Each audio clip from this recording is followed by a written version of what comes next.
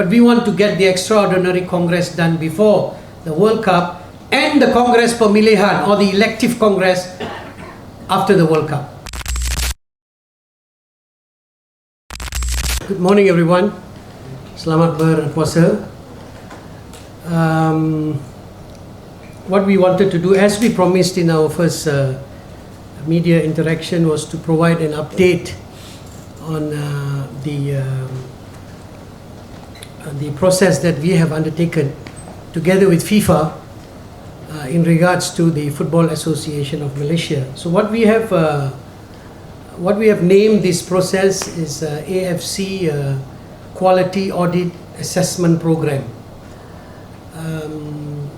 It means that we are not looking at just seeing whether there are some things that are available or not, but we want to see how strong, how good certain aspects of governance, operations are available at the FAM. It's a long process, you know.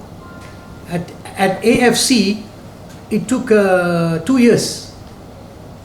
You know, when we went through this similar program, it took 2 years in 2012, 2013 to finish the whole audit.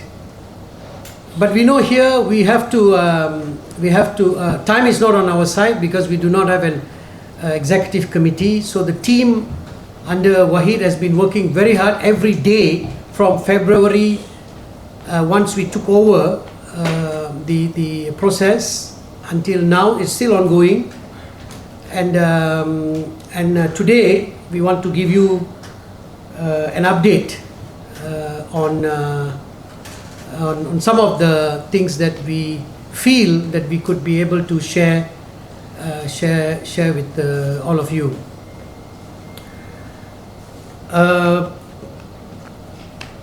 About 20 experts are involved at the moment. Okay? I consider this phase 1. 20 experts in various fields are involved. These are experts who have extensive experience, whose daily business is doing this kind of assessment and this kind of task in their normal duties or in their past duties as experts, consultants, and so on. So you can be rest assured that these are things that we are looking at very seriously. Reason being that we have an opportunity here at the AFC to ensure that for the 100 years that FAM has gone through, things have worked, some have not worked, but we want to make sure that the next years, 50 years, 100 years, we want to strengthen governance, we want to strengthen rules, regulations, we want to strengthen policies, procedures, both within the Federation and also in relation to stakeholders, in relations to their membership and so on. So this is exactly what we are doing, and that's why it's taking a bit of time. Our coordination with FIFA as well, because once the report is completed, then it will be a joint AFC and FIFA report to ensure that we can then move on to help FAM become stronger, be in the right footing, because there are going to be a lot of challenges for the industry of football in the coming years, and therefore we need to make sure the foundations are well in place, foundations such as governance, foundations such as operational policies, procedures, regulations, and so on must be strengthened to face the industry's challenges in the coming years. So what have we done? Do I need to stop now? Okay. What have we done? For a start, of course, we always say the most important asset in any organization is the staff. Staff is the most important. They are crucial, you know, and there are enough staff at FAM. Of course, we know that in every organization they all can be improved, and changes are always inevitable. You have new staff coming in, you have old staff being upgraded and so on. So staff is something that we are concerned, that we need to ensure that they are well taken care, the staff are treated very fairly, this kind of HR matters, which all of you will understand anyway, coming from your own organization.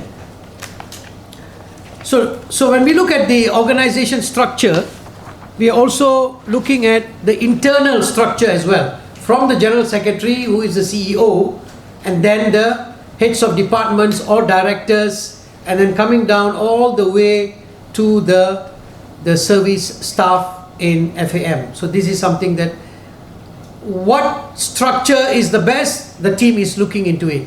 What is available in other associations may not be suitable in FAM.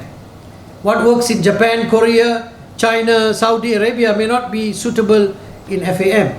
So we need to find a very unique structure that works based on the work that FAM is doing, and this is something that we are doing. And to support that structure, we need to have the best staff, to give them empowerment, to make sure that they are able to make decisions to a certain level. These are the things that we are looking at. We also looked at finances, really looked at finances, and we know that there's tremendous market for Malaysian football. Okay? Huge industry, the number one sport, supported by government, supported by the fans, sponsors, media. We know that, and therefore potential is huge. Now we want to make sure that FAM has enough to spend to grow the game, and this is very important. Growing the game from grassroots right up to the professional level, including coaching, refereeing, empowerment of officials, increase of women football, and so on. So we need to make sure that they have enough money to spend, and this is something that we are seriously looking into. We also looked at general administration and procurement. As you know, procurement is a bad word in any organization. I'm sure you all know. You all always fight with procurement. Okay? So, but procurement is very important in any organization, and we want to strengthen procurement. We want to strengthen the policies on how purchases are made, how decisions are made, and so on. So these are the things that we looked at. The next that we looked at, and this is very, very, very important, statutes and governance. So we want to bring the FAM statutes to be in line with the international standards, what is required by FIFA and AFC. So what is required by FIFA and AFC? FIFA and AFC requires a very inclusive statutes, not an exclusive statutes. Okay? Unfortunately, because of legacy, because of history of Malaysian football and the past, Malaysia has always had a very exclusive statutes, especially the membership. And this is something the team is working on to look at and ensure that the right stakeholders are part of the membership. Okay, the right stakeholders, the stakeholders that play football, stakeholders that develop football are part of the membership. And this is something very, very important, very fundamental, and one of the biggest change that we probably will see, that all of you will see in regards to the changes of FAM. And we also want to make sure that the membership that finally becomes part of the FAM Congress, okay, I hope you understand what membership means, ahli gabungan, okay, which make part of the Congress, is the right size, and therefore the right size is also required in the executive committee. Now, this is very important. Okay, one cannot be bigger than the other or cannot be the same. Okay, and these are things that we are working towards finalizing the best number for membership, and then to find the right number also for the executive committee. Okay, and I'm sure that there will be changes both in membership and also in the executive committee. what we are doing is ensuring that the latest requirements, the benchmark that we want to put is standard in all other associations are also implemented in FAM. There's no choice. There's no choice. You have to accept it. Okay, there's no choice.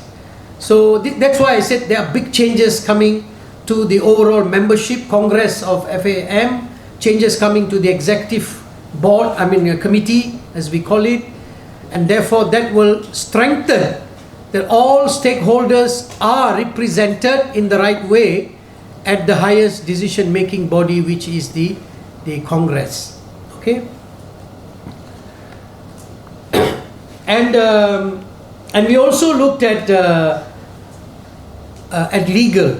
You know, we are always very concerned, not only FAM and any organization, even at AFC, that the legal department, that the legal council of FAM or people involved in legal have the right resources to ensure that they are able to do their job professionally and ensure that their advice is taken into consideration when decision is made.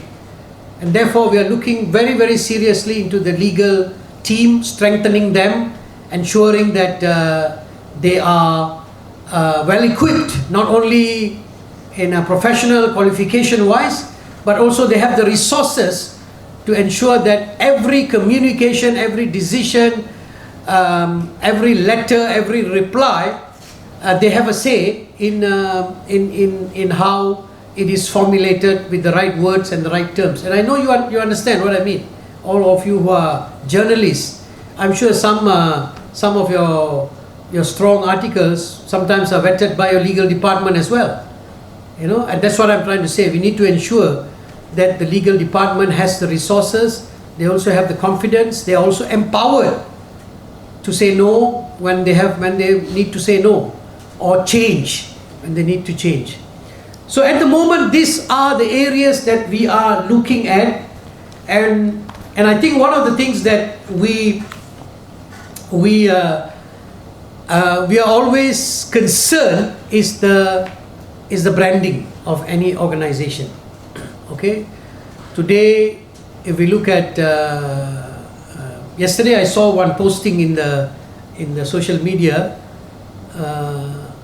deadline or something for Harimau, Malaya and FAM. But actually today our main purpose is to talk about the Harimau in FAM, okay, in the logo, not the Harimau Malaya. Okay, but I'm sure you will have questions on Harimau Malaya because that's the talk. But more important, Harimau Malaya is a product of FAM. So FAM needs to be solid first before all the teams, the coaches, the referees and the operations can function in a very professional way. So marketing and also branding is something that our experts are looking at, how we can refresh FAM, how we can ensure that they are ready for the future. I did mention to some of you before, even AFC 2 years ago undertook a branding exercise to change the logo of FAM, logo of AFC at the request of media and social media. Okay, television and social media actually requested us to change the logo because it was not fitting into their templates. You know, the television, social media, and so on. So things must change. Things must evolve, and we believe that FAM, which went through a very difficult time, still going through a very difficult time. And we want to take that opportunity. As they say, in every crisis there is an opportunity. So we want to take an opportunity to strengthen FAM. We are not here to see who become the president of FAM. That's not AFC's business. That's the membership. Itu kerja ahli gabungan untuk memilih siapa yang perlu jadi presiden. Itu bukan kerja kita. Okay, that's not our business. Our business is to make sure that we have the right foundations, the right operationals, manuals, regulations and so on to ensure that they can weather the next storm, because we will always have storms in football. Okay, and that's the context of what we are doing here. helping FAM come back to stand on their feet again, to become stronger and start to run for the next 100 years. So this is what we have been doing so far, and in summary, there are a lot of work that needs to be done. I wouldn't say everything is very bad. As you know, when we do any assessment, there's always good, there's always very good, there's always bad, there's always very bad, there's always non-existent. If something is non-existent, we will provide the template. If something is already existent, we check and see if it's good or can be improved. If it can be improved, then we will provide the support to improve.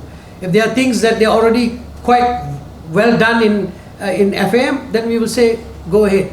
This is something that you can continue. So this is what the quality audit is about, benchmarking each assessment to a certain level, so that FAM can in the future improve their own level as well. Today, if they are at number 3 in finance, they should go to number 4 and number 5 very soon. If they are number 2 in procurement, then they need to increase to number 3 and number 4 and number 5. So this is what we mean by quality audit, ensuring that they have all the resources, all the necessary templates, policies, and the right people to deliver. I always mention, asset of any organization is the staff, and therefore we want to make sure also we will help FAM ensure that they are also evaluating the staff in the right way, promotion of the staff, hiring of new staff. All this must be done in a proper way, not by discretionary powers, but by powers that are within the policies, powers that are within the procedures that are acceptable and approved by the membership, by the Congress, and also some by the Executive Committee. I will stop here for the moment. Vahid, you want to say anything? I thought I wanted to wait for them to ask. Okay, I thought some of you will ask, but let me say. So what are we looking at timeline? I'm sure this is one of the questions that you will ask. So we want to finish and call for an extraordinary Congress, because if changes are to be accepted by the members, then you have to call for an extraordinary Congress. Kita kena panggil Kongres luar biasa dahulu untuk menerima perubahan kepada statut.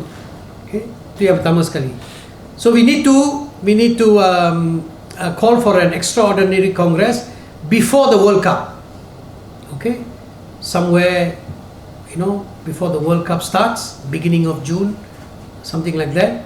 Still a lot of work, as I mentioned. We still need to get approval by FIFA, the statutes, AFC. Still a lot of work. But we want to get the extraordinary Congress done before the World Cup, and the Congress Pemilihan, or the elective Congress, after the World Cup. Okay, sometime August, September, we should finish everything. We do not also want to delay too long the process of not having an executive committee. So this is finally the last 2 points that I can provide for you at the moment. Thank you.